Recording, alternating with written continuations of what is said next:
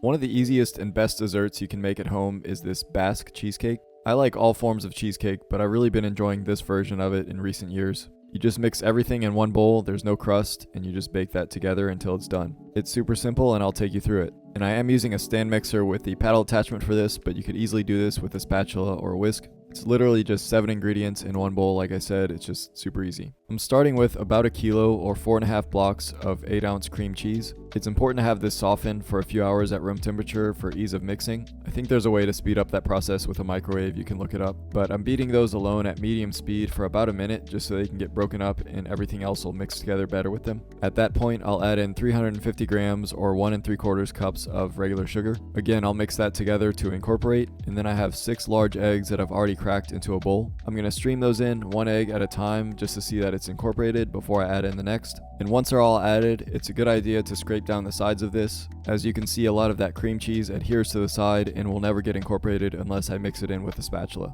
Do that periodically to make sure you're not leaving anything heterogeneous. But I do want to mix this together just for a little bit to get all of the lumps out of it. You do want to be careful to not overmix this. You don't want to add a lot of air to it, which would make this an airy cake instead of a dense cake like we want. Then I'll hit this with a splash of vanilla extract and a big pinch of salt. And then I'll return to mixing before streaming in 540 milliliters or 2 1/4 cups of heavy cream. This is going to bring the right amount of richness and also liquid to help this cake have the right texture and flavor.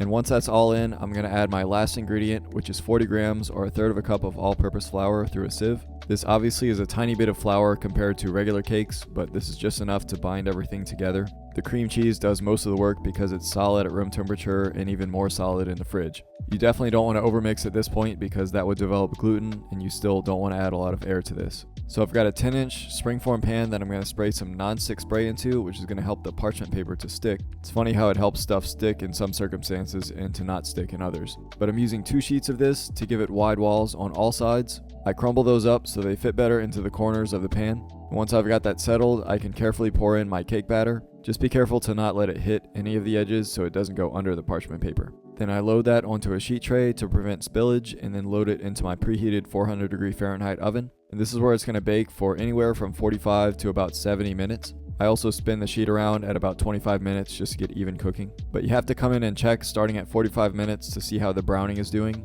This is supposed to be a burnt cheesecake, so you want a good bit of browning on top. That's where a lot of the flavor is going to come from. This is definitely not enough browning for me at least, so I just come back and check every 5 minutes or so until I get the right amount of browning. Mine was done at about 65 minutes, so just over an hour, and this is what I like to see. You don't want it to be black because then it would be a bitter flavor and not pleasant, but this dark brown is perfect. So I carefully remove that and let it sit at room temperature so it can cool down naturally for a couple of hours. After a few minutes, you can also take it off the sheet tray and add it to a wire rack so it cools a little quicker. But once it's fairly at room temperature, I'm going to cover it in some plastic wrap and add it to the fridge to cool fully.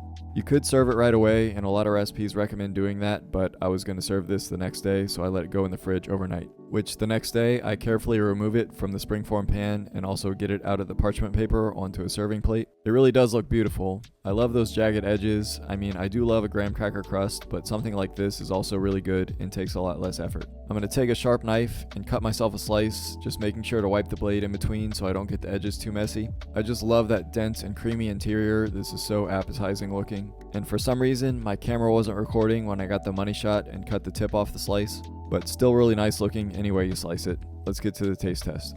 I think I've mangled this cake up enough to get shots, even though the camera wasn't even recording when I got the tip. But this looks absolutely gorgeous, nice and creamy. I know it's gonna be rich. And I think it benefits from sitting in the fridge overnight, but once it cools to room temperature, you're good to eat it if you want. But it is time to dig into this. Cheers.